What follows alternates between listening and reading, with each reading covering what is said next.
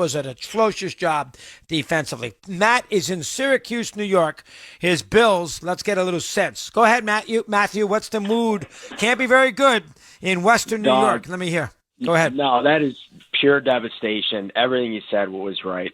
We will not get over this one until they finally win a Super Bowl. I mean, think of the emotion of just, I felt like this is going to be one of the greatest wins in franchise history. Allen cementing himself as one of the great comeback quarterbacks, just a perfect game to that point. And then before you can even take a sip of your seltzer, it's gone. It just completely disappeared. So it's pure devastation. And McDermott's getting killed in Buffalo for the squib. Well, I didn't hear what he said. Did somebody ask him in the postgame why not the squib kick there at 13 seconds? Was he asked a question?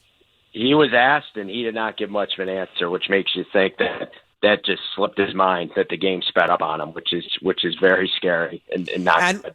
That's a bad sign. Now, what are they doing in Buffalo with the fans? They killing specifically him, or they killing the fact that they gave up 3 points with 13 seconds? What are they killing? Let me hear. Oh, it's the squib. I think the cop-out for the Bills is, that the defense was just absolutely tired and exhausted, but it's squib that's really getting under people's skin. And I think the coach is always a little bit easier to blame.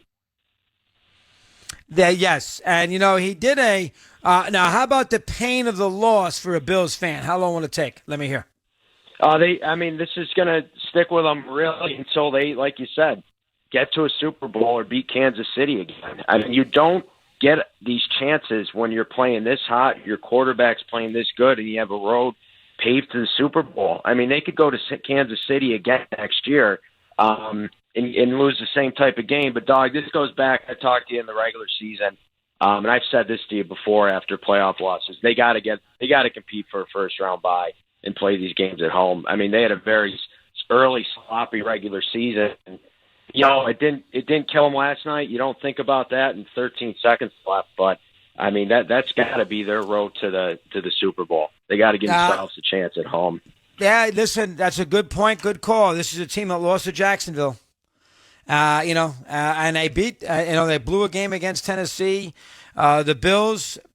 You're right. The first thing they're going to have to do against they're going to have to remember that Kansas City is going to be there year in and year out because of the quarterback and the coach. They're going to be there year in and year out. So the first thing they're going to have to do is they're going to have to wrestle home field away from the Chiefs. They're going to have to, make sure that they are seated higher than Kansas City. They cannot go to Arrowhead again. And I don't know what McDermott's doing with that squib pick. One of the few things Romo did right yesterday was that, with that acknowledgement. But that was, would have knocked. I don't know how the Chiefs would have handled it. You can't fair catch the ball at the 5-yard line. You could do it, but then you got an extra 20 yards to go.